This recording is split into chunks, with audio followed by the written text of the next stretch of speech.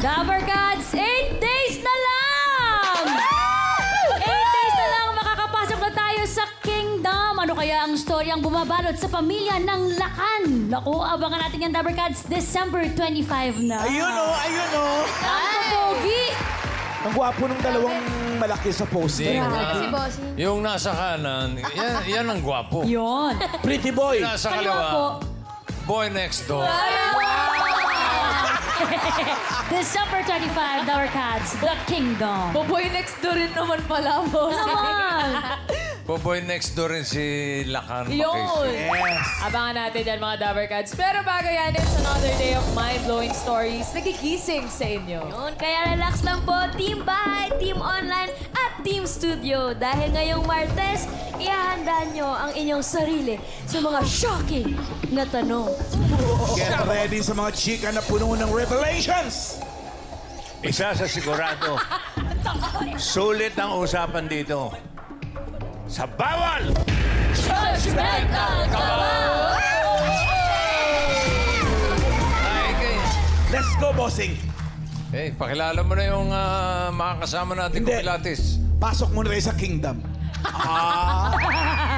Kilalanin na natin ang makakasama nating kumilatis. Nag-audition online, Dabber Cats, pasok!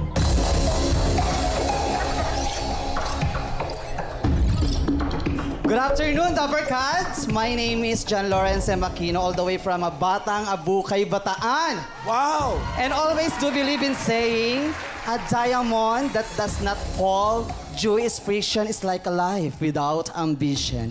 Kapon ka, itbulaga. Paulit ka nung kasabihan Halika nga mo. rito. Halika Dito nga, ka mag-usap na tayo dito. Oo. I-explain mo ngayon kasabihan mo. A Ay, John. diamond that...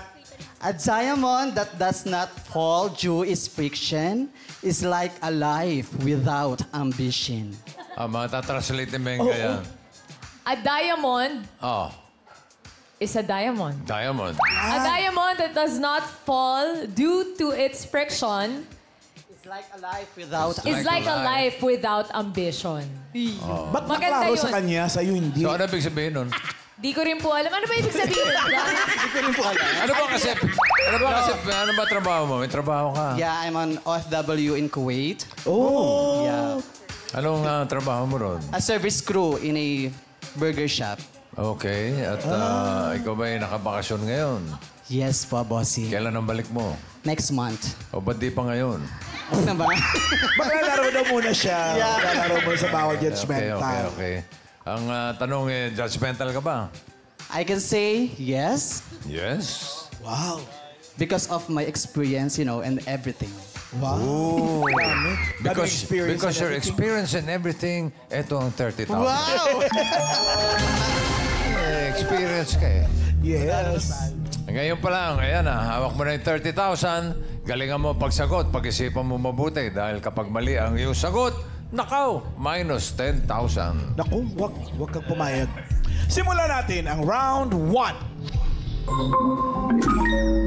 Talasan ang pakiramdam dahil ito na ang mga kasama nating magdala sa iyo ng swerte. Dabber Cats, pasok! Pasok!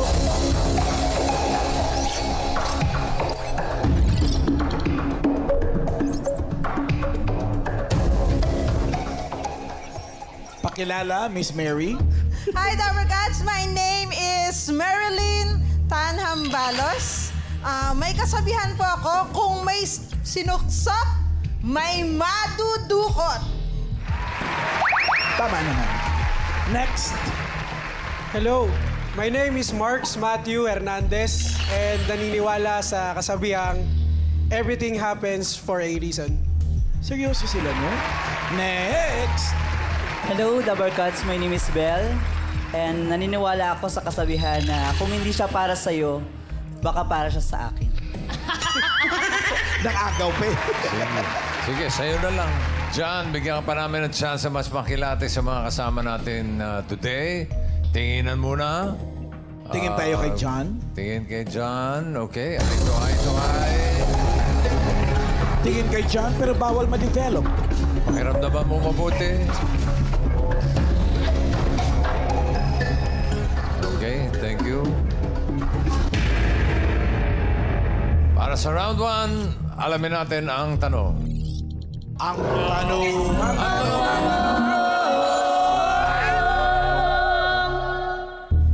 John, sino sa kanila ang may anosmia, A-N-O-S-M-I-A, o walang pang-amoy? Anong tawag sa walang pang-amoy? Si Ala naman, over-amosmia. Okay? Naamoy ko nga 1 Anosmia. kilometer away. Anosmia pala ang tawag doon. Oh, yung walang pang-amoy. pang-amoy. Okay. Narito ang pagpipilian mo, John. Rice? Pwede pong si Mary. Mary. Pwede rin po si Matthew. Matthew. Pwede rin pong si Belle. Bell. Paano mo Paano mo diskartehan? kikilatisin? Ito, no? tsambahan na lang ito. You have 10 seconds to decide. Timer starts now. Now.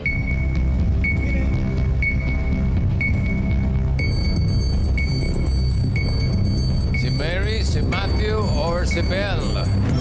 Ang walang pang-amoy. Time is up. May anosmia. Pili na dyan. Okay, so I will choose the second, Matthew. Matthew. Bakit si Matthew? Actually, it's really hard to decide, but I just focus in their codes sa kasabihan. Ano ba yung kasabihan mo kanina, Matthew? Everything happens for a reason. Everything happens for a reason. Saan doon ang walang pang-amoy? Wala din, hindi ko rin Wala alam. din, di ba? So si Matthew ang pinipili. Yes, bossing. Is that your final judgment? Final na, bossing. Final judgment? Lock it! Tama kaya na si Matthew ay may anosmia o walang pang-amoy?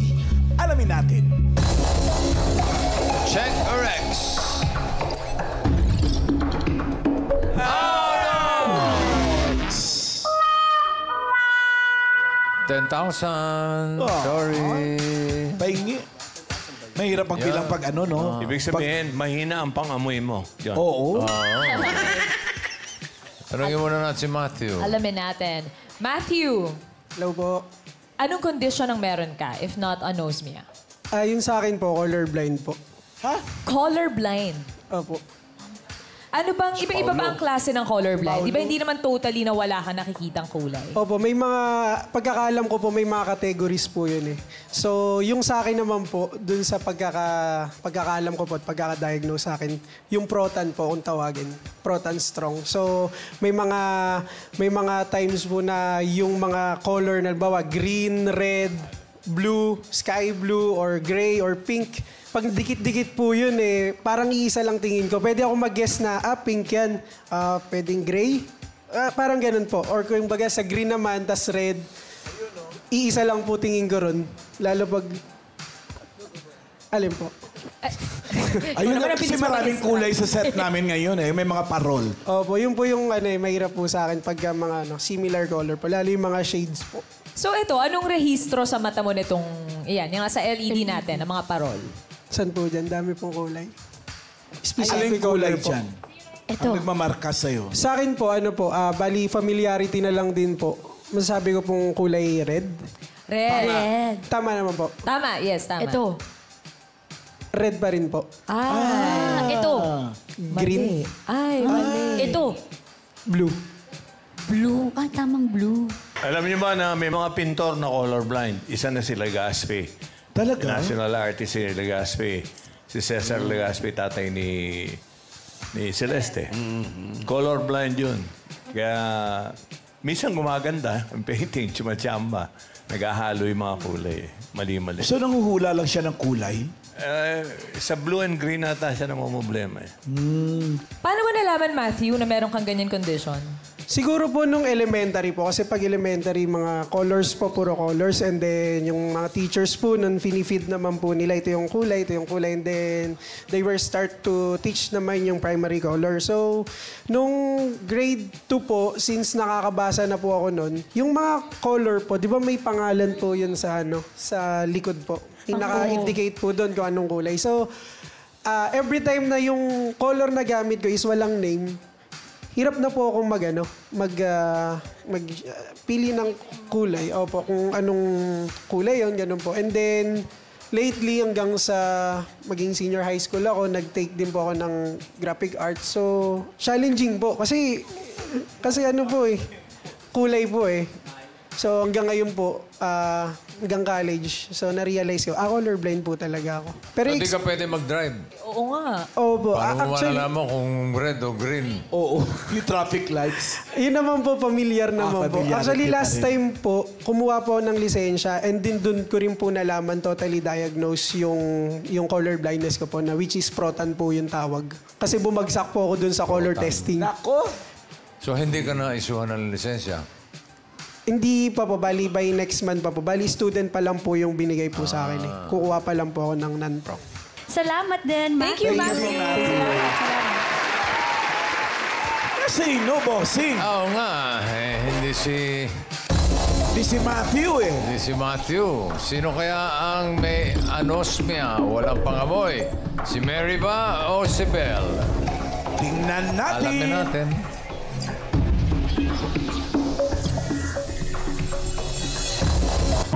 Si Mary.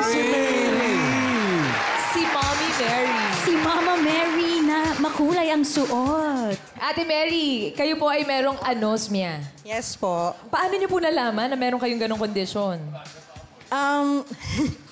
Mula pagkabata, nagwa-wonder na ako, bakit may sinasabi silang amoy mabaho or amoy mabango? Hindi ako sumasagot kasi hindi ko alam. Pag sinabi nilang, oy, amoy tuyo, hindi ko alam na kung ano yung sinasabi nilang amoy ng tuyo. Wala akong idea. Then, siguro ang pinaka naalala ko na hindi nakakatuwa is, kunyari, mga high school, ay, ang bango ng pabango. Ganyan, bibili. So ako, nagwa-wonder ako, ano kayang amoy? Bibili din ako, pero makikinig na lang ako kung anong suggestion nila. Na cool water. Mabango daw yun. So gagamitin ko din. Bibili din ako ng cool water. Pero wala akong idea kung ano yung amoy niya. So, nung high school ka, wala ka ng pang-amoy? Bata pa lang, wala na akong idea. Baka naman bata pa lang, may COVID ka na. Pero may panlasa. Oo nga. Oo. Paano yun? Paano po?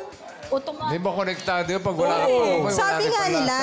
Pero po yung sa akin po kasi, sabi ng mga kapatid ko, sobra ko daw alat timpla ng pagkain. Sa akin, pakiramdam ko, okay lang siya. Pero sa kanila, sobrang alat daw. So, not sure ako kung parang sa akin, parang okay lang. Pero hindi ko alam na mataas na pala yung lasa. Para sa kanila, sobrang alat na. Sa akin, normal pa lang. So, apektado pa rin yung panlasa mo? Kahit pa paano, no? Oo. Apektado yung panlasa. Tapos may instant pa na pagpanis. Hindi ko malalaman siya. Sasabihin lang, maghahalo panis na yan. Wala akong nakikitang sign. So, pag bumubula, alam ko panis. Pero pag walang bula, titikman ko siya.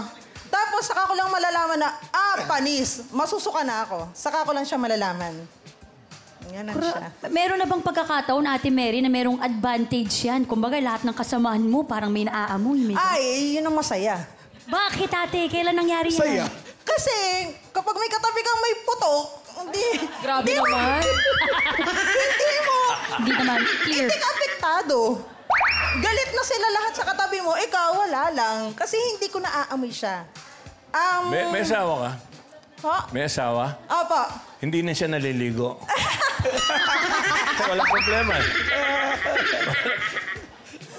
Naliligo naman po.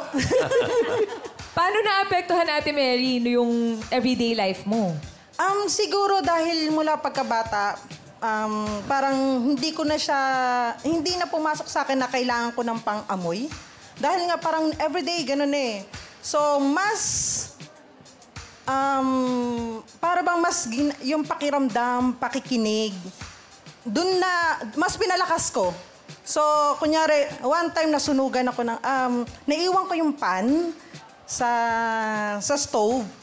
So, siyempre, uusok yun, magbe-burn. Maaamoy nila, amoy sunog na.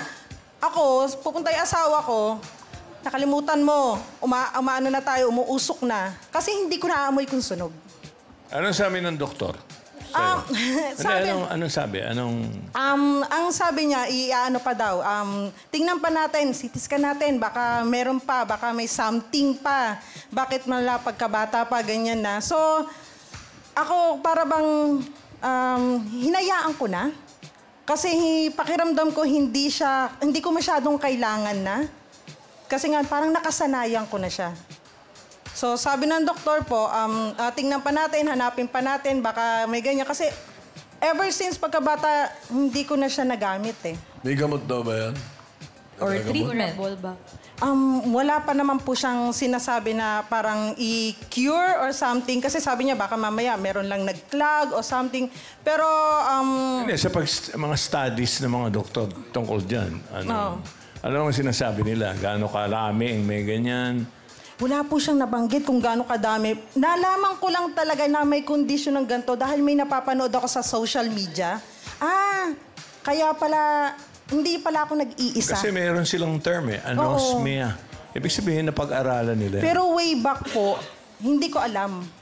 So, kapag in a crowd, mga bata o mga high school, lalo na nung high school, pag sinabi nilang, ay, ang bango. Ay, ang bango nga.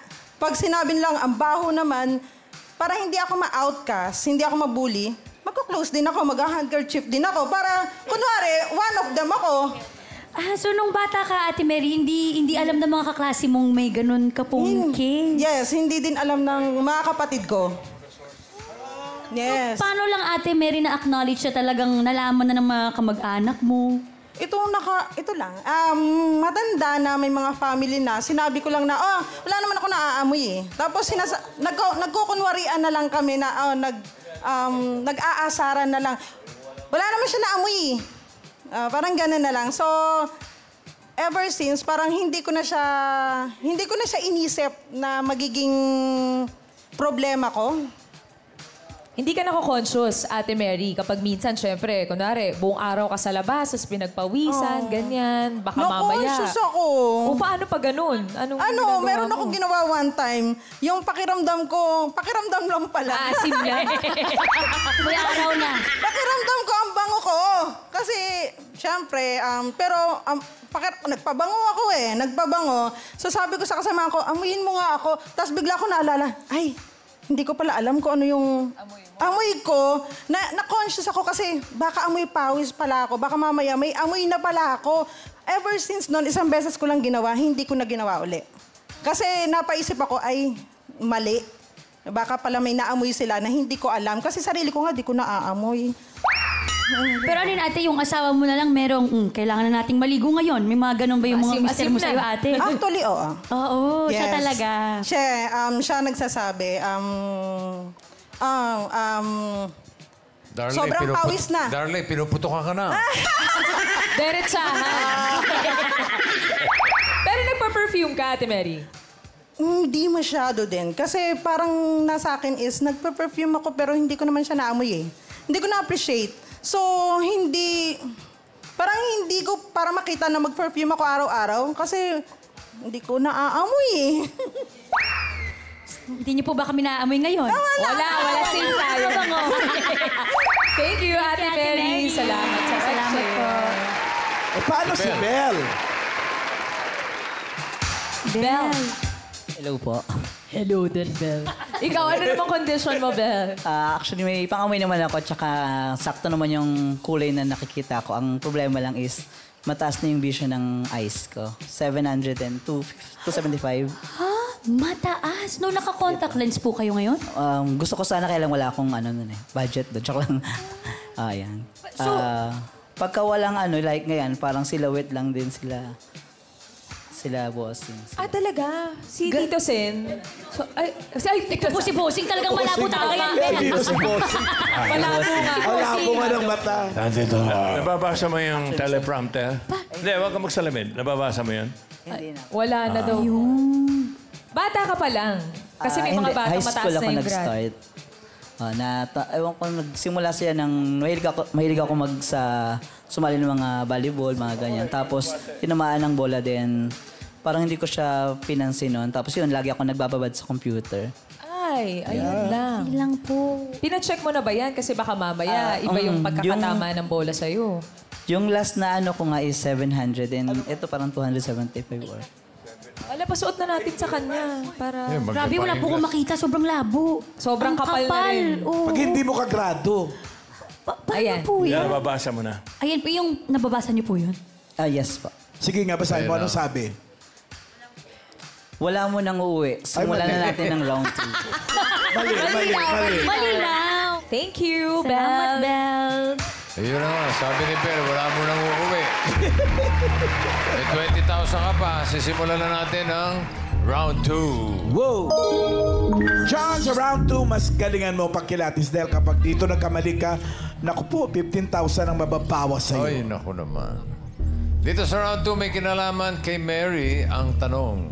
At alamin na natin ang tanong. Ang tanong. Ang tanong, John, kakaiba tungkol sa collection to.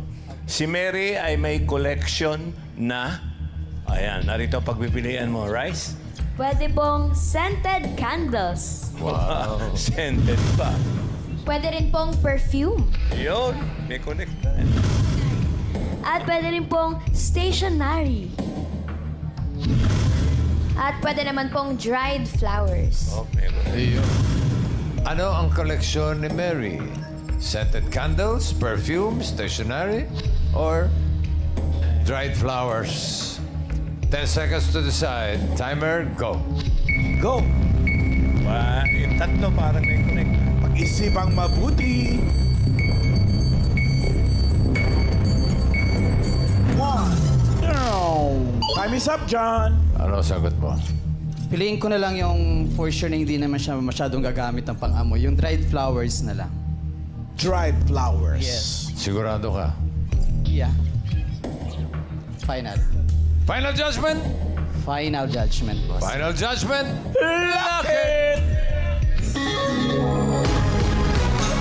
Tama ba na si Mary ay may koleksyon na dried flowers? Alamin natin.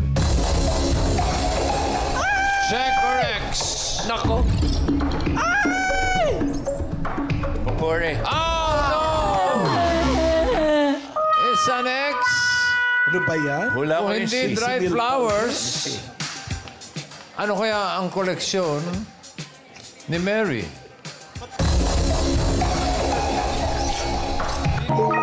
Perfume! Ilang beses siya ginamit yung salitang perfume kanina. Nagpa-perfume siya. ba? Ti Mary! Perfume. Talaga, ha? Bakit perfume ang iyong koleksyon? Siguro fixation. Dahil natutuwa ako na may naaamoy sila. So, feeling ko, gusto ko rin may maamoy sa akin.